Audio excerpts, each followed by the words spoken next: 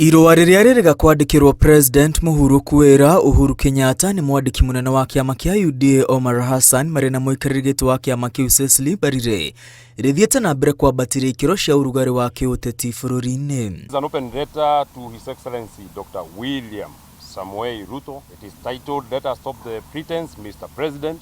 Government is not propaganda." Makiria ya abunge na maseneta 50 arĩa manyitaga mbaru mũng'ethanĩro makiuga President akobetie mũtugo wa kwerekagĩria mĩguĩ ya kĩũteti kũrĩ Uhuru rĩrĩa rĩothe akenya metia ũigĩrĩrĩki kuma kũrĩ thirikari yake na akahũthĩra atongoria kĩama-inĩ kĩa UDA. It was a political statement issued by officials acting under your authority within a party that you did in defense of an administration over which you preside. In constitutional democracies, responsibilities cannot be delegated. A president may delegate functions, but he cannot delegate responsibility. Those who speak in defense of your administration may carry your message, but they cannot carry your constitutional duty. That duty remains yours alone.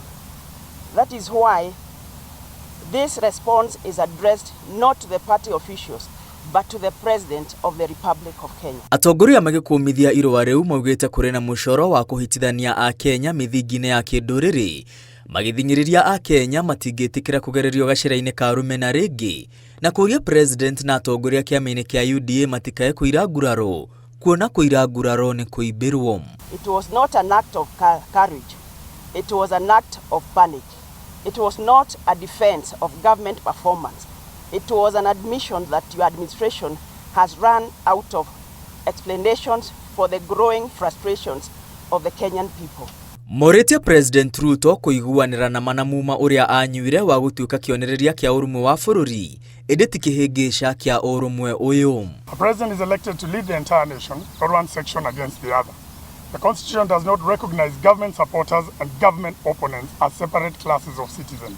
It recognizes only Kenyans equal in dignity and entitled to equal protection under the law.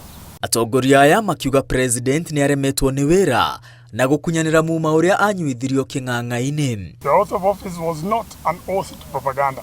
It was an oath to blame retired leaders. It was an oath to insult citizens, former presidents or critics.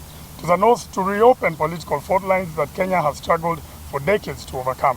It was an oath to protect, defend and uphold the Constitution and to serve all the people of Kenya. Na kuonana wakorwo ariganĩirwo arĩ mũnini wa President thirikari-inĩ ya Uhuru Kenyatta aririkanĩtio atungatĩre gĩturwa-inĩ kĩu kwa mĩaka 10 na ũguo ndangĩtigithũkania kana gũcambĩrĩria thirikari hĩtũku. He was not an opposition leader. He was not a commentator watching government from the roadside. He was the Deputy President of the Republic of Kenya for 10 years. He sat in the cabinet, he defended the government policy, he launched projects, he campaigned on Jubilee achievement, his supporters even called him a co-president.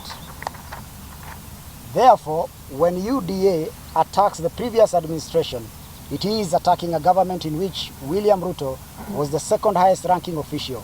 If there was a debt, William Ruto was there. If there was stalled projects, William Ruto was there.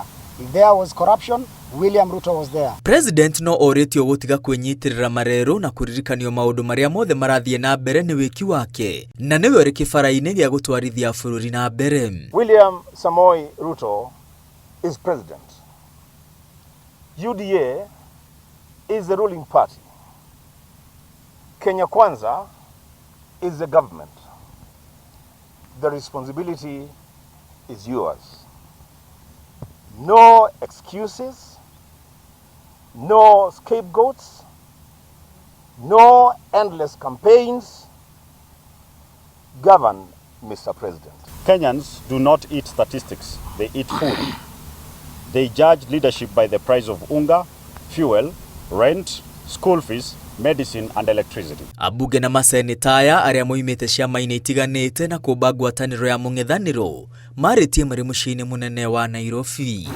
Ngiribotera Inooro TV, rĩtwa rĩakwa nĩ Mwangi wa Maina.